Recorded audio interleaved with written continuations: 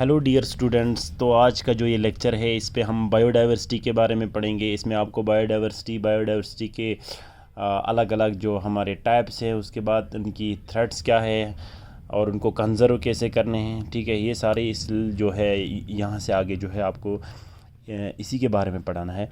तो जो यूनिट 4 है उसमें आपको पहला वाला पोर्शन जो है इकोसिस्टम इकोलॉजी है, दूसरा वाला पोर्शन इसमें इकोलॉजी और इसकी डाइवर्सिटी पे ज़्यादा है। तो बायोडाइवर्सिटी चूँकि 11th में भी आप पढ़ चुके हैं, बायोडाइवर्सिटी बोलते हैं हम किसको, sum total of all living organisms on planet Earth, यानी कि इस धरती पे जितने भी लिविंग ऑर्गेनिज्म के स्पीशीज़ हैं सबको जब हम मिलाते हैं, यानी sum total of all living organisms या variety and variability among living organisms on this globe और ऑन प्लैनेट अर्थ जो है उसको हम बायोडाइवर्सिटी कहते हैं।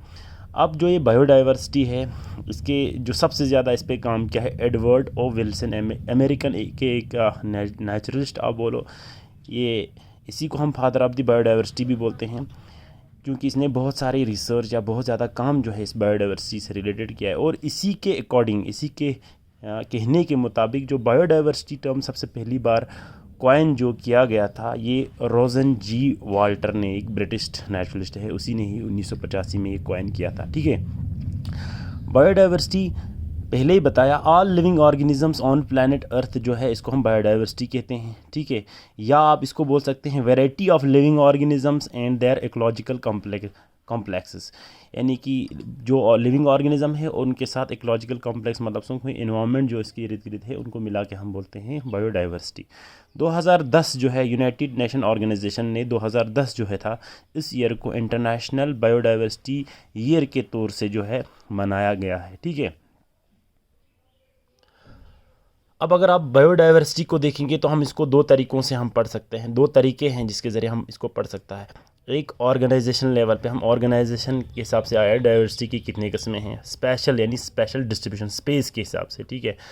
तो ऑर्गेनाइजेशन के हिसाब से हम बायोडाइवर्सिटी को जो है वो हम 2 या 3 जो है जेनेटिक, फिर स्पीशीज़, फिर इकोसिस्टम के हिसाब से हम इनको इन टाइप्स में हम इसको डिवाइड कर सकते हैं। इसी तरह से स्पेस के हिसाब से हम अगर देखेंगे तो हम अल्फ़ा डाइवर्सिटी, बीटा डाइवर्सिटी और गामा डाइवर्सिटी, इस तरह से इन 3 टाइप्स में हम पढ़ेंगे, ठीक है।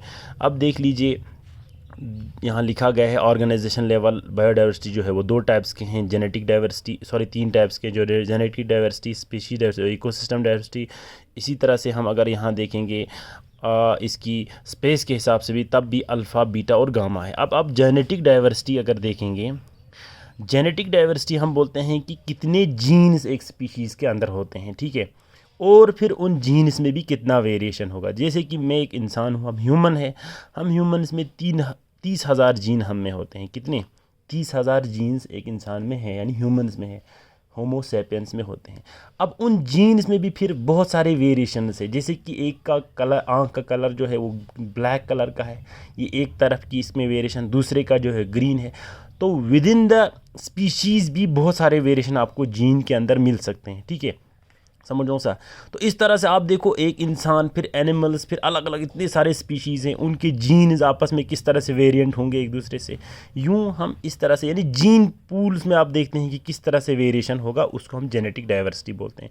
The variation of gene in species in individual, या जिसको हम जेनेटिक डाइवर्सिटी कहते हैं। जैसे एग्जाम्पल यहाँ दिया गया है, 4,400 जीन जो है इकोला, एक बैक्टीरिया इसमें होते हैं, ठीक है। 13,000 जीन जो है ड्रोसोफिला एक इंसेक्ट है, पता होना चाहिए, इसको क्वीन ऑफ जेनेटिक्स भी बोलते हैं, क्योंकि जेनेटिक्स के बहुत सारे रिसर्च में इस चीज़ को इस्तेमाल किया जाता है, रिसर्च स्टडीज़ के लिए।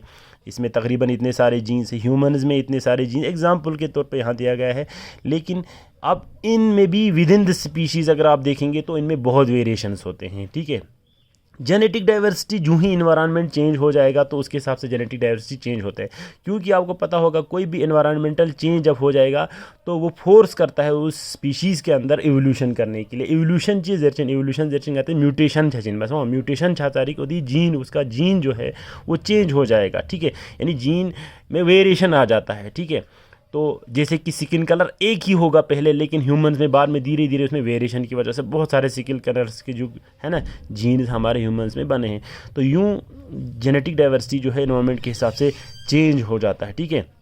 It is responsible for maintaining diversity at higher level. Obviously जब जीन में डाइवर्सिटी हो जाएगा तभी वही जो है, यानी जब जीन में वेरिएशन आ जाता है तो आपकी वो फिनेटिक एक्सप्रेशन यानी उसमें स्पीशीज़ के बाहर भी वो एक्सप्रेस होना स्टार्ट हो जाएगा। ठीक है, तो जब भी किसी स्पीशीज़ में जेनेटिक डाइवर्सिटी ही ख़त्म हो जाता है वो तो एक्सटिंक्ट हो जाता है, ज़ाहिर सी बात, क्योंकि उसकी जीन लेवल में ही जब डाइवर्सिटी नहीं रहा तो वो एक्सप्रेस कहाँ हो जाएगा। ठीक है, हो गया ये ऑर्गेनाइजेशन की पहली कड़ी जिसको हम बेसिक बोलते हैं। जब तो ज़ाहिर सी बात है बहुत सारे जीन्स जब मिल के एक स्पीशीज़ वजूद में आ जाता है तो स्पीशीज़ में आप देख लीजिए the number of species in a particular area is known as species diversity. ठीक है, पर्टिकुलर एरिया किसी स्पीशीज़, जैसे आपका इलाका है ट्रेस्पोन है मिंजी, इसमें हम देखेंगे कितने स्पीशीज़ है अलग अलग प्लांट्स के एनिमल्स के, तो वो वहाँ की स्पीशीज़ डाइवर्सिटी हो जाएगी। ठीक है, स्पीशीज़ डाइवर्सिटी जो है वो एक रीजन से दूसरी रीजन में आप जाओगे तब चेंज हो जाएगा। और ये आपको पता है सबसे ज़्यादा स्पीशीज़ जो है डाइवर्सिटी वो कहाँ होते हैं, ट्रॉपिकल एरियाज़ में होते हैं। क्योंकि हमें लैटिट्यूडनल ग्रेडियंट है, सबसे ज़्यादा जो है स्पीशीज़ जो है वो कहाँ होते हैं, ट्रॉपिक्स में होते हैं। इसके रीज़न में बाद में बताऊँगा इसी लेक्चर में ही। अब जब बहुत सारे स्पीशीज़ मिल जाते हैं आपस में, उनके एनवायरनमेंट मिल जाएगा तो एक इकोसिस्टम बन जाते हैं। तो इकोसिस्टम की भी बहुत सारे इकोसिस्टम जो है एक जगह के अंदर होते हैं, जैसे कि आपने देखा होगा it is the variety of ecosystem in a region. जैसे अगर आप भारत में देखेंगे, इंडिया में आप देखो यहाँ डिजर्ट इकोसिस्टम है, ग्रासलैंड इकोसिस्टम्स है, बहुत सारे कॉनिफरस के इकोसिस्टम है, ट्रॉपिकल रेन फॉरेस्ट के इकोसिस्टम्स हैं। तो ये यूँ बहुत सारे इकोसिस्टम जो है किसी रीजन में हो जाते हैं तो हम इसको बोलेंगे ecosystem diversity.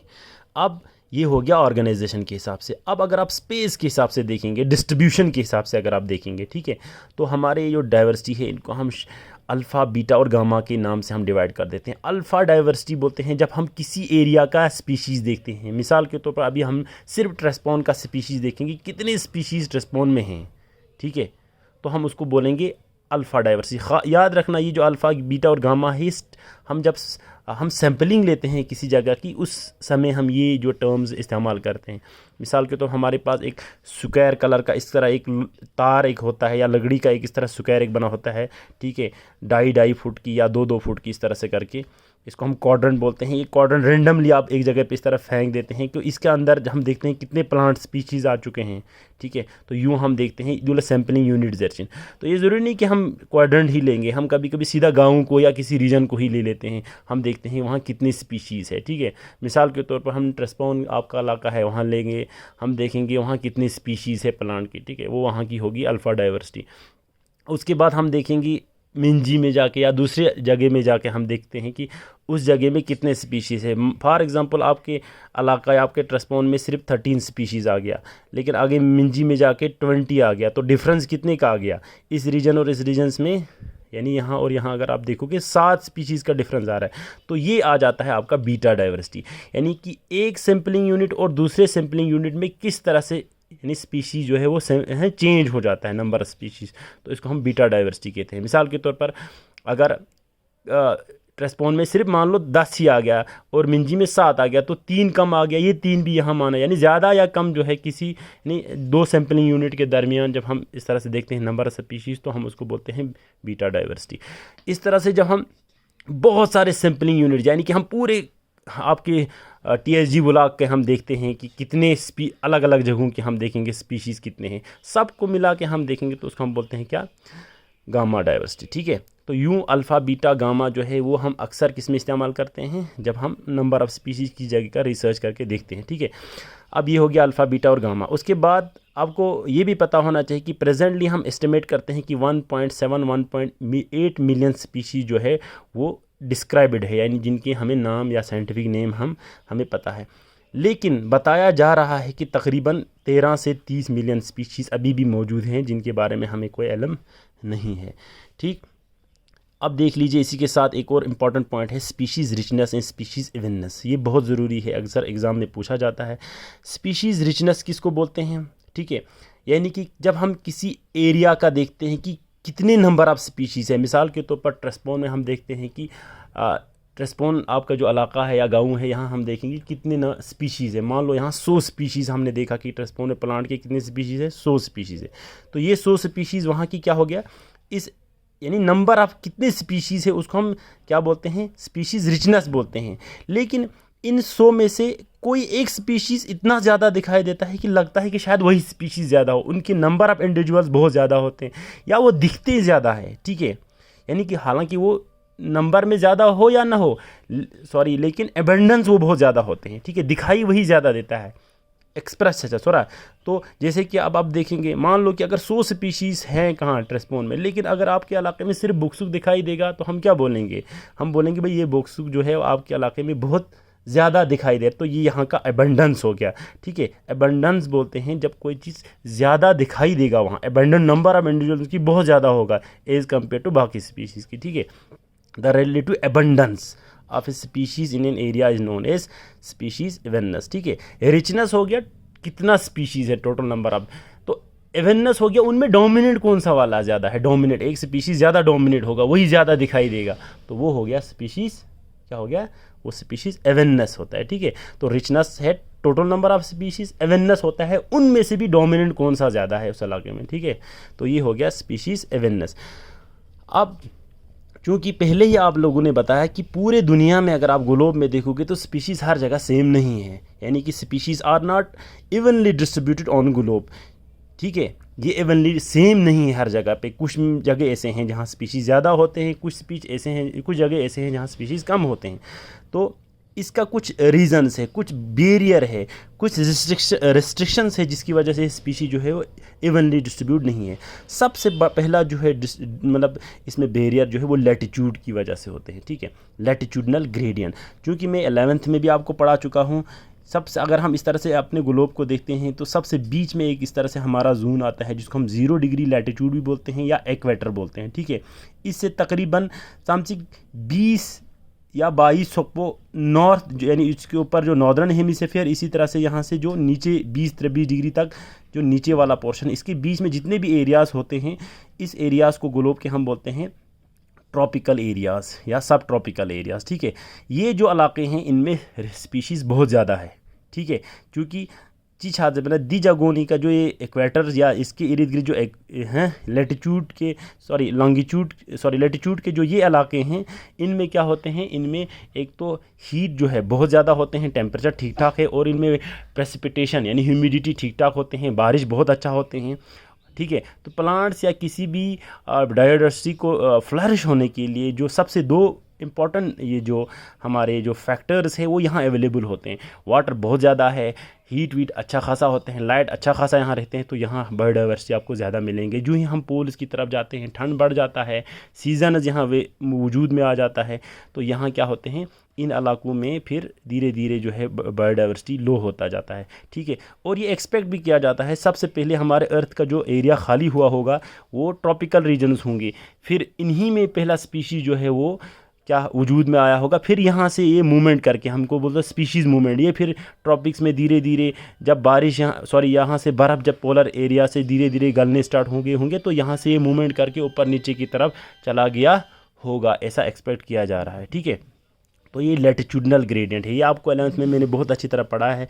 When we move across the latitude, यानी हम कहाँ से, इक्वेटर से हम कहाँ की तरफ जाते हैं, व्हेन वी मूव फ्रॉम, यानी इक्वेटर से हम 0 डिग्री जो आपका है इक्वेटर को हम 0 डिग्री लैटिट्यूड बोलते हैं, इनसे हम चाहे या नॉर्थ पोल की तरफ जाएंगे या साउथ पोल की तरफ, यानी मूव करोगे तो स्पीशीज डिग्रीज हो जाता है, ठीक है। इसको हम लैटिट्यूडनल ग्रेडियंट बोलते हैं, लैटिट्यूड की वजह से एक बैरियर बन जाता है, ठीक है, समझो सर। तो ट्रॉपिकल एरियाज़ जो है यहाँ से बायोडाइवर्सिटी हद से ज़्यादा होते हैं क्योंकि यहाँ एनवायरमेंटल जो कंडीशंस है वो फेवरेबल होते हैं। मैंने पहले बताया इसमें 2 रीज़न्स है, एक तो वहाँ ह्यूमिडिटी, एयर प्रेसिपिटेशन, बाकी ये चीज़ें ख़ास है जिसकी वजह से वहाँ बायोडाइवर्सिटी बहुत ज़्यादा होते हैं, ठीक है। ये हो गया हमारा लैटिट्यूड की वजह से जो एक बैरियर है। दूसरा जो बैरियर आता है बायोडाइवर्सिटी का वो आल्टीट्यूड, यानी आल्टीट्यूड किस चीज़ को बोलते हैं, आल्टीट्यूड बोलते हैं हम जब हम सी लेवल से ऊपर की तरफ है, एलिवेशन फ्रॉम सी लेवल से, सी जो है इनको स्टैंडर्डाइज किया गया है, ये क्या होते हैं, ये 0 डिग्री फीट्स पे होते हैं, सॉरी, है ना। तो यहाँ से ऊपर जो ही आप ऊपर चला जाओगे सी लेवल से ऊपर जो है ना, तो ये 0 फीट्स पे माना जाता है, जितने भी समंदर हैं सी लेवल से ऊपर हम एलिवेट माना जाता है, हम इसको क्या करेंगे, एलिवेशन को हम आल्टीट्यूड्स बोलते हैं। When we move from plains to vertical zones, मान लो कि आपके जो इलाका है यहाँ से आप, ये आपका पहाड़ी है, यहाँ नीचे आपका दामन है इसका, ये चोटी है एक पहाड़ का, यहाँ से ऊपर जब आप जाओगे तो हम इसको बोलेंगे अल्टीट्यूड में आपने क्या किया, राइज़ किया। जाहिर सी बात है इस पहाड़ी के ऊपर उतना डाइवर्सिटी नहीं होगा एज़ कम्पेयर टू कहाँ, यहाँ नीचे दामन में, यहाँ ज़्यादा डाइवर्सिटी होंगे, किसी भी पहाड़ के ऊपर कम होती। क्यों, वहाँ पे भी ही कंडीशन आता है, क्यों, क्योंकि एक जो ही आप अल्टीट्यूड को राइज़ करते हैं तो वहाँ एनवायरमेंटल कंडीशंस हार्श हो जाता है बहुत, है ना, और जो ही आप नीचे जाते हैं तो एनवायरमेंटल कंडीशन जो है फेवरेबल होता है। तो जाहिर सी बात है अल्टीट्यूड पे जो ऊपर रह जाएगा तो डाइवर्सिटी कम हो जाएगा, जो ही हम नीचे जाएंगे तो डाइवर्सिटी जो है वो इंक्रीज़ हो जाता है। यहाँ लिखा गया when we move from plains vertically across the mountain, तो स्पीशीज डाइवर्सिटी जो है वो डिक्रीज़ हो जाता है, अल्टीट्यूडनल ग्रेडियंट हम इसको बोलेंगे, ठीक है। तो पहाड़ों पे ज़्यादा ठंड भी होते हैं, वहाँ मौसम जो है अच्छा नहीं होता है, हॉस्टाइल कंडीशंस होता है, उस वजह से वहाँ स्पीशी जो है डाइवर्सिटी बहुत लो होता है एज़ कम्पेयर टू नीचे, ठीक है। हो गया ये दो ग्रेडियंट्स है जिसकी वजह से बायोडाइवर्सिटी जो है पूरे अर्थ पे जो है आपको किसे मतलब इवनली डिस्ट्रीब्यूट नहीं आएंगे। अब आपको अगर कोई पूछा जाएगा क्यों नहीं है हमारे अर्थ पे बायोडाइवर्सिटी जो है वो इवनली डिस्ट्रीब्यूट क्यों नहीं है, तो आप बता दिया जाएगा इसको कि एक तो इसका लैटिट्यूडनल ग्रेडियंट है, दूसरा जो है वो इसमें आल्टीट्यूडनल मेन ग्रेडियंट है, जिसकी वजह से जो है ना स्पीशीज डाइवर्सिटी जो है वो आपको अर्थ के हर इलाकों पे हर जगह पे सेम नहीं मिलेंगे। अब स्पीशीज़ और एरिया के हिसाब से एक रिलेशनशिप देखा गया है, देखा ये गया है कि जो ही हम किसी जगह का एरिया हम बढ़ाता है, एरिया का जो किसी जगह का एरिया हम इंक्रीज़ करता जाएगा तो उस जगह की स्पीशीज़, नंबर ऑफ़ स्पीशीज़ भी उस जगह में इंक्रीज़ होता जाता है। मैथ अगर आप इसको स्टैटिस्टिकल के हिसाब से देखेंगे तो इस तरह से एक साइड में आप प्लॉट कर दो एरिया, दूसरे साइड में आप स्पीशीज़ रखेंगे, तो देख लीजिए जो ही हम यहाँ से एरिया को बढ़ाता गया तो यहाँ से स्पीशीज़ भी इंक्रीज़ होता गया, लेकिन एक स्टेज आ जाता है लो जहाँ से हम एरिया को जितना भी बढ़ाया जाएगा लेकिन स्पीशीज़ वहाँ से बढ़ता नहीं है, कांस्टेंट सोल्यूशन हो रहा है।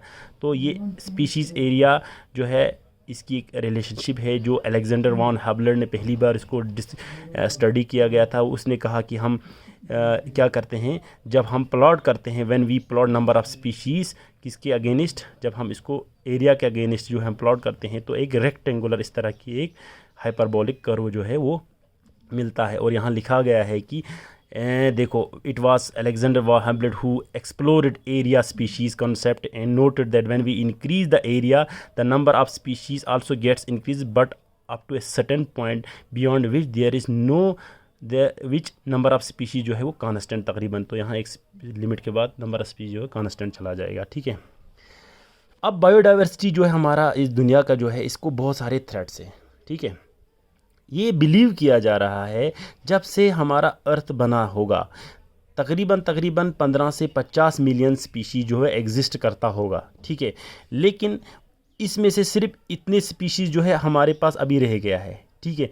बाकी सब जो है लगभग 15 से अब 30 मिलियन भी अगर देखोगे तो तकरीबन 99% हमारे अर्थ की जो स्पीशीज़ है वो क्या हो गया है, वो लॉस्ट हो गया है। क्यों? क्योंकि आपको पता होना चाहिए कि हमारे अर्थ की बीच में जो एनवायरमेंटल कंडीशंस जो है वो बहुत ज़्यादा जो है हॉस्टाइल हो गया था। प्लेस्टोसीन, ग्रेट प्लेस्टोसीन जो एरा था उस वक्त हमारी अर्थ की तकरीबन 80% जो है बायोडाइवर्सिटी जो है वो क्या हो गया है, एक्सटिंक्ट हो गया। और उसी दौरान हमारे जो डायनासोर वगैरह वगैरह है ये भी माना जा रहा है उसी दौरान जो है वो एक्सटिंक्ट हुआ होगा, ठीक है।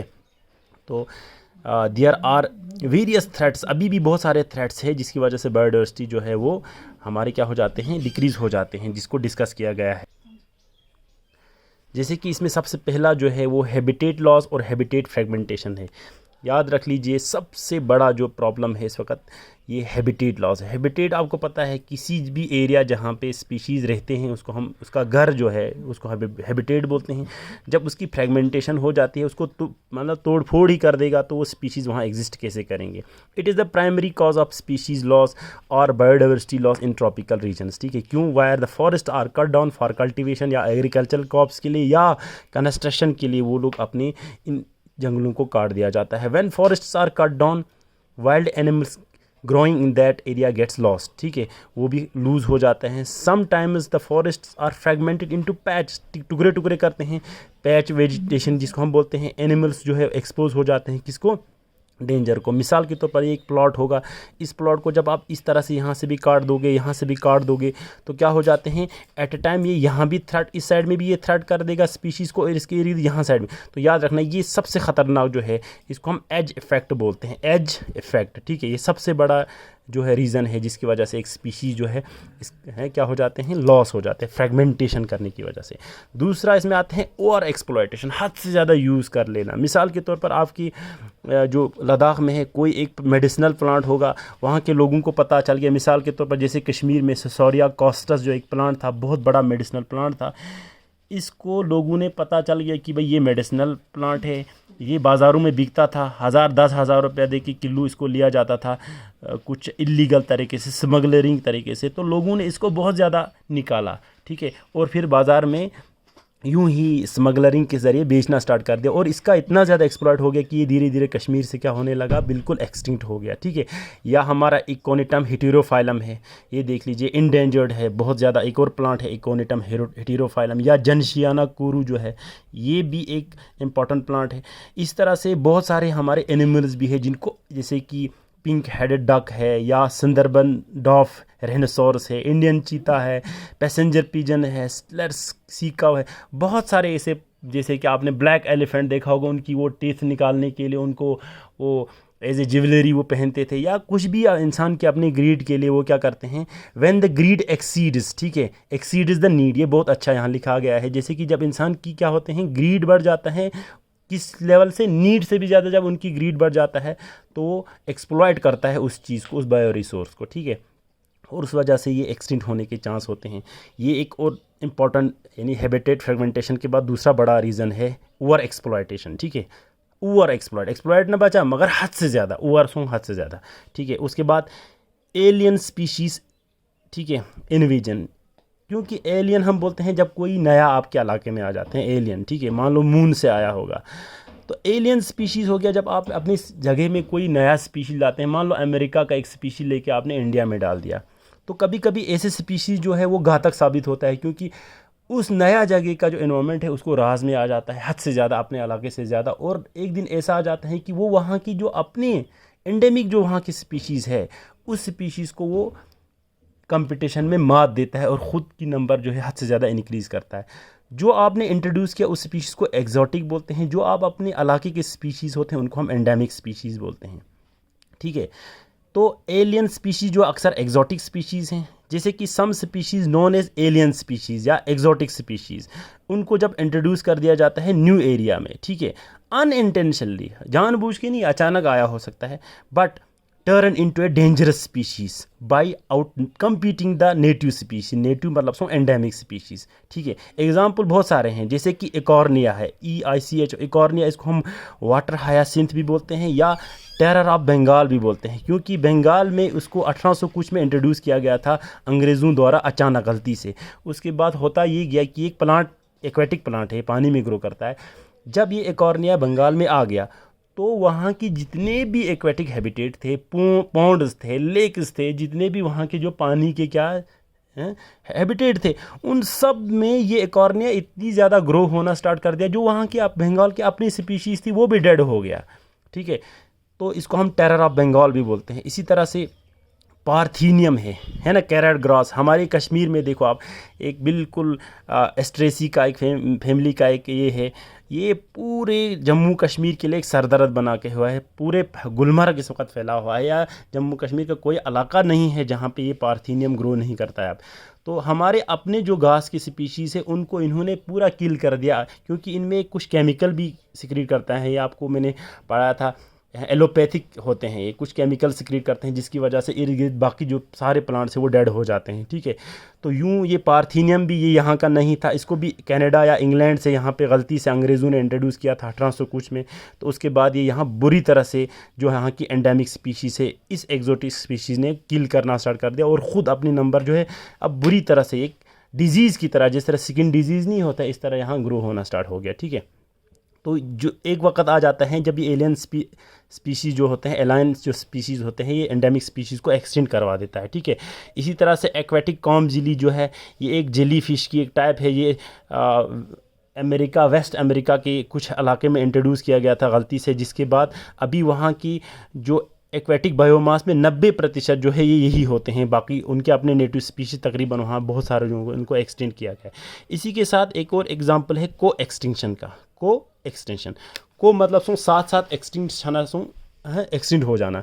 देखो, जब हम किसी एक स्पीशीज़ को इस दुनिया से हम उसको ओवर एक्सप्लॉयटेशन की वजह से, फ्रेगमेंटेशन की वजह से या कुछ वजह से एक्सटेंड करते हैं, उस पे दारोमदार अगर दूसरे किसी स्पीशीज़ को होगा वो भी उसके साथ गायब हो जाएगा इस दुनिया से। ऐसे कॉन्सेप्ट को हम बोलते हैं को एक्सटेंशन। ये बहुत इंपॉर्टेंट एग्जाम में पूछा जाता है।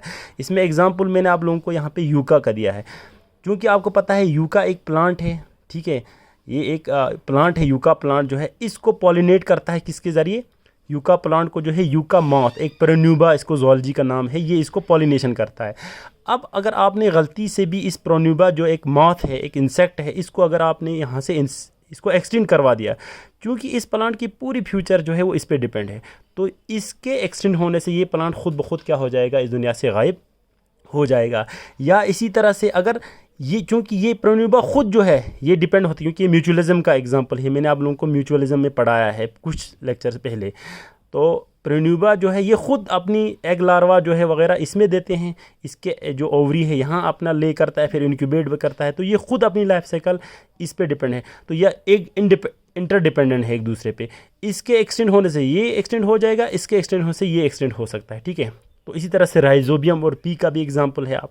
तो अगर एक इसमें एक्सटेंड हो जाएगा, दूसरा खुद ब खुद इसके साथ एक्सटेंड हो जाएगा, एंड वाइस वर्सा। तो ये को एक्सटेंशन की एग्जाम्पल है, ठीक है। अब बायोडाइवर्सिटी को हम क्यों कंजर्व करेंगे, ठीक है, क्या मकसद है हम बायोडाइवर्सिटी को? बहुत सारे हमारे एन नंबर ऑफ़ बेनिफिट्स है ह्यूमंस को इनसे मिलता है, जिसकी वजह से हम इसको क्या करेंगे? कंजर्व करना चाहिए। अगर हम नैरोली इसकी यूटिलिटी देखेंगे तो हम देखेंगे फूड, हमारी मेडिसन, टेक्सटाइल्स होंगी, फाइबर वाइबर सब, टिम्बर लकड़ियाँ, फ्रूट, फाइबर, सब कुछ जो है हम इनसे मिलते हैं। इसलिए हमारा ये एक नीड है जिसकी वजह से हमें इसको कंजर्व करना चाहिए। अगर ब्रॉडली इसकी यूटिलेरियन देखेंगे या यूटिलिटी देखेंगे, ऑक्सीजन आपको कौन देगा अगर प्लांट्स नहीं होंगे, ठीक है। कार्बन डाइऑक्साइड को कार्बोहाइड्रेट में फिक्स करने वाला जो है फोटोसिंथेसिस के दौरान प्लांट्स है। उसके अलावा एस्थेटिक वैल्यू भी है, आस्था के साथ हमारी जुड़ी हुई, बहुत सारे इसकी पूजा भी करते हैं। कुछ ऐसे भी रिलीजियस हैं जिनके रिलीजियस महत्व है बायोडाइवर्सिटी के। तो उसके अलावा एथिकल भी एक वजह है। चलो ये दो अगर नहीं भी होते, हम इस्तेमाल नहीं करते, फिर एथिक्स भी हमारा बनता है। एथिक्स चीज़ों, मिसाल के तौर पर प्लांट्स या बाकी तमाम डाइवर्सिटी, स्नेक हो या कोई भी मामूली एक चूहा भी होगा, तो उसको भी इस दुनिया में ज़िंदा रहने का हक़ है, क्योंकि ये दुनिया जो है अल्लाह ने हम सब के लिए बनाया है, ठीक है। एथिक्स है हमारा कि every species have right to live and coexist with other species. तो उनका भी, यानी ग्लोब जब बनाया तो ऊपर वाले ने सब के लिए बनाया, एक के लिए तो नहीं बनाया ना, ऐसा तो नहीं लिखा है कि सिर्फ इंसानों के लिए बनाया, ठीक है। तो हर किसी को ज़िंदा रहने का हक़ है। तो ये अनएथिकल है, हम किसी स्पीशीज़ को यहाँ से क्या करवा दिया जाएगा? एक्सटेंड करेंगे, खुद ही रहेंगे, ठीक है। तो ये कुछ रीज़न्स है जिसकी वजह से हमें बायोडाइवर्सिटी कंजर्व करना चाहिए। अब जो नेक्स्ट जो लेक्चर होंगे वहाँ हम आपको बायोडाइवर्सिटी के हॉट स्पॉट्स और बायोडाइवर्सिटी को कंजर्व कैसे करते हैं, इनके डिफरेंट स्ट्रेटजीज़ पढ़ाएंगे, ठीक है। तो ये जो लेक्चर है, इसका जो वीडियो है, इससे पहले मैंने आप लोगों को इसका डॉक्यूमेंट जो है, PDF फाइल जो है, वो टीचमेंट ऐप के डॉक्यूमेंट सेक्शन में लगाया है। वहाँ जाके आप पहले इसको डाउनलोड कीजिए और लिख लीजिए, फिर ये वीडियो अच्छी तरह से 1-2 बार रिपीटली देख लीजिए। Okay, bye.